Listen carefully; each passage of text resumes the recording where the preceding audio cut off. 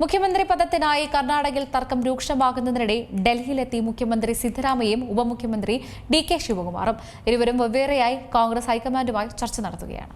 മുഖ്യമന്ത്രി പദത്തിനായി കർണാടകയിൽ തർക്കം രൂക്ഷമാകുന്നതിനിടെ ഡൽഹിയിലെത്തി മുഖ്യമന്ത്രി സിദ്ധരാമയ്യയും ഉപമുഖ്യമന്ത്രി ഡി.കെ. ശിവകുമാറും ഇരുവരും വെവ്വേറെയായി കോൺഗ്രസ് ഹൈക്കമാൻഡുമായി ചർച്ച നടത്തുകയാണ്.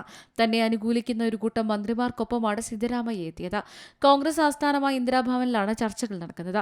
കോൺഗ്രസ് അധ്യക്ഷൻ മല്ലികാർജ്ജുൻ ഖാർഗെയും ലോക്സഭാ പ്രതിപക്ഷ നേതാവ് രാഹുൽ ഗാന്ധിയും അടക്കം ഡൽഹിയിലെത്തി. കോൺഗ്രസ് ഹൈക്കമാൻഡ് എടുക്കുന്ന ഏത് തീരുമാനവും താൻ പാലിക്കുമെന്നാണ് സിദ്ധരാമയ്യ നിലപാട് വ്യക്തമാക്കുന്നത്. കഴിഞ്ഞ നവംബറിൽ കർണാടകയിലെ കോൺഗ്രസ് സർക്കാർ 2.5 വർഷം തികച്ചതു മുതൽ മുഖ്യമന്ത്രി പദത്തെ ചൊല്ലി സിദ്ധരാമയ്യയും ശിവകുമാറും തമ്മിൽ തർക്കമുണ്ട്. 2.5 വർഷം കഴിഞ്ഞ് തനിക്ക് മുഖ്യമന്ത്രി പദം നൽകാമെന്ന് ഹൈക്കമാൻഡ് 2023 വാഗ്ദാനം ചെയ്തെന്നാണ് ഡി.കെയുടെ വാദം. ദക്ഷിണേന്ത്യയിലെ സുപ്രധാന സംസ്ഥാനത്തെ തർക്കം രമ്യമായി പരിഹരിക്കാൻ ഹൈക്കമാൻഡ് സംസ്ഥാനങ്ങളിലെ നിയമസഭാ തെരഞ്ഞെടുപ്പ് കഴിയുന്നതുവരെ കാക്കാൻ നേതാക്കളോട് അഭ്യർത്ഥിച്ചിരുന്നു. ഇടക്കാലത്ത് നിശബ്ദമായിരുന്ന തർക്കം നിയമസഭാ തെരഞ്ഞെടുപ്പ് കഴിഞ്ഞതോടെ വീണ്ടും തലപൊക്കുകയാണ്. ഡൽഹി ചർച്ചയോടെ സമവായം ഉണ്ടാക്കുമെന്നാണ് ഹൈക്കമാൻഡ് നൽകുന്ന സൂചന. കഴിഞ്ഞ ജനുവരിയിൽ ഏറ്റവും കൂടുതൽ അധികാരത്തിലിരുന്ന കർണാടക മുഖ്യമന്ത്രി എന്ന ബഹുമതി സിദ്ധരാമയ്യ നേടിയിരുന്നു.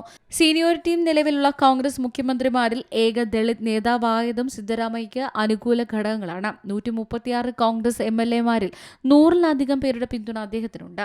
News desk C Malayalam news. ഏറ്റവും പുതിയ വാർത്തകളും വിശേഷങ്ങളും വിരൽത്തുമ്പിലറിയാൻ സി മലയാളം ന്യൂസ് എല്ലാ ഡിജിറ്റൽ പ്ലാറ്റ്ഫോമുകളിലും ലഭ്യം.